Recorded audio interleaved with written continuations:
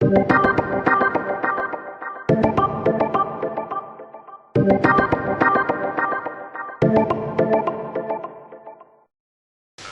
Moss this time, going by the name of The Dark Tangent, a hacking handle I've been using for over 20 years. You may know me from starting DEFCON back in, 1993, 1994. I don't know, we're having our 15th year anniversary this year in 2007, so you do the math. If you don't know me from DEFCON conventions, you might know me from before then. I operated a number of bulletin boards back in the day.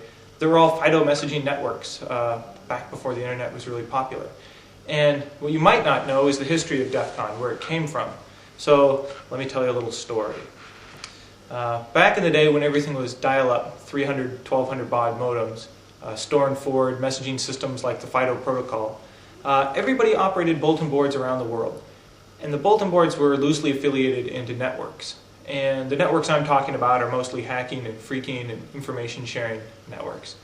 And I just happened to have a bulletin board set up, and I had an okay job, so I paid my phone bill, unlike most back then. Everybody else was phreaking their connections.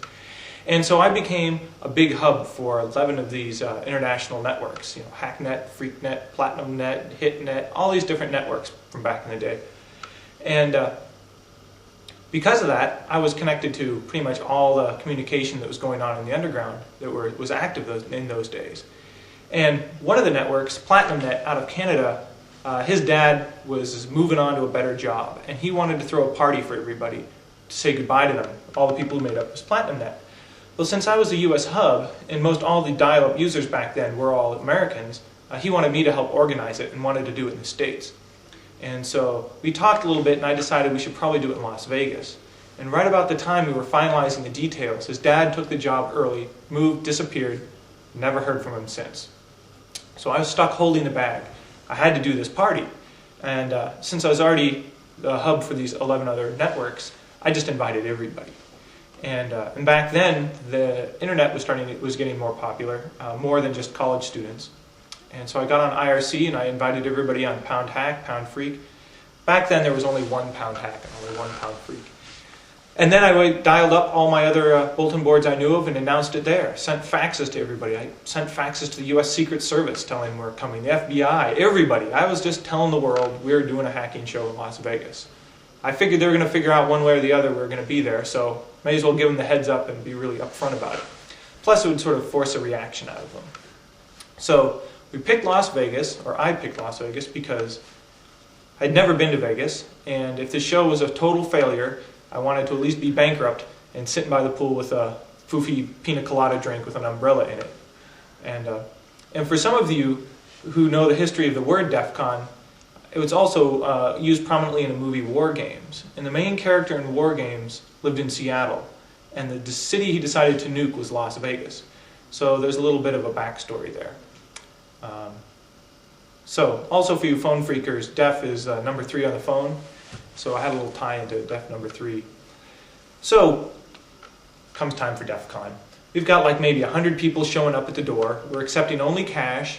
I have no idea who's coming and who's not until they actually show up. And I've got like maybe 12 speakers. The speakers we had was Dan Farmer, one of the only legitimate Unix security experts I could find back then. And he came and spoke and talked about automated tool he was thinking of writing. He was doing all these audits at Sun Microsystems, and he wanted to automate all of his tools into one thing to save time. And he's thinking of maybe calling it Satan. But he hadn't written it yet, and he was thinking about it. Talked about what would go into this tool. Well, I think a year later he released it, and it got him on the cover of Time magazine. Everybody sort of had an interesting take on things.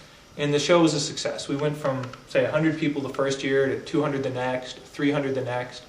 And it grew and it grew and it grew. And as it grew, the internet security space changed around us. .com bubble started forming. And it's really funny. First 3 years, everybody at the show was there because they cared. You couldn't get a job in security. You did this because you loved it. Then all of a sudden, you could start getting jobs. And then all of a sudden, money entered the equation. And the feel of the underground rapidly changed around DEFCON 4 to 5, 6, 7, 8, 9 until the bubble burst. And instead of talking about their routers and their packets and their firewall rule sets, they started talking about stock options and incentive options and how much they're getting in salary and benefits. It's really kind of an interesting infusion of what happened to that culture. I sometimes think about it like what happened in the countercultural music revolution, where everybody went to San Francisco to listen to bands, or grunge in Seattle. And then the rest of the country wants to hear grunge. So what do? Stick all the band members on airplanes and you fly them around. And you pay them a lot of money, and you release records, and you release CDs, and documentaries. And pretty soon they're getting paid a lot of money. And the culture gets kind of infected by money. They're successful, but it changes the culture. And that's what happened in the hacking world. Now there's tons and tons of hacking events. And it's an inevitable change. DEFCON's gone through the changes, the ups and the downs. And we really saw a peak of it the year before the dot-com bubble. We had about 7,000 people at the show. It was just an insane amount of people. And probably half of them didn't belong there. But they were there. And now we're right around probably 5,000 people. And the people who are there now kind of really get it. And I think anything that's interesting, you either have to evolve or you die. And DEFCON's been really nimble, and we've pretty much evolved every year. I don't see that changing. When we started it, or when I started it, I remember the pain of putting on that show was so great. It took so much time and so much effort, and it was so much stress that I came home and I went to sleep for like a month. And about 2 months later, somebody emails me and says, "Hey, that was a great show. That was really fun. We could probably fix it. You could probably change something. And when are you doing it next year?" And it had not dawned on me that this was something that could happen every year. It was supposed to be a one-time party.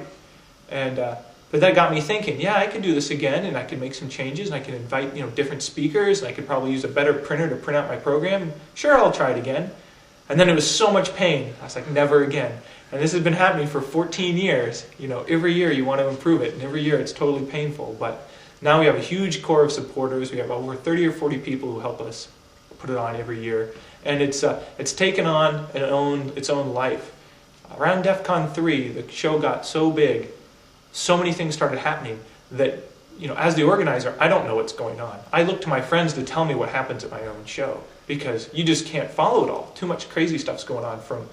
I remember one time I was taking an elevator ride to go up to my room, and the elevator doors opened, and there was a door from a GTE telephone van in the door sitting in the elevator.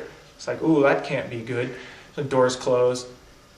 Doors open. Now there's a satellite uplink dish sitting in the middle of the elevator. I'm like, oh, I don't want to get in there. Doors close. You end up finding stuff out like the strangest way. Somebody took off the door panel of the elevator and reconnected all the buttons and put the panel back on the wall. So it was just a total lottery of whether you'd get off on the right floor or not. And they played pranks like that. The GTE door prize turned into a door prize later on, and it got passed around, and people would sign it, and it'd come back each year to DEFCON, and people would take pictures around it, and pranks would just start happening. 2 years ago, I learned about the bed jumping posse. I didn't even know these guys exist. They've been around for years, apparently, at DEFCON. What they'll do is they'll come and they'll knock on your door in your hotel room, and if you let them in, 5 or 6 of the bed jumping posse will run into your room, jump up and down on your bed until it either breaks or they get tired, and then they run out. That's all they do. No technology, just the bed jumping posse. So a lot of crap goes on at this show. And I always look forward to hearing reports and reading reviews and finding out what happened at my own show. So if you do come along, pay attention, make friends, and then tell me what in the world happened. See you next year.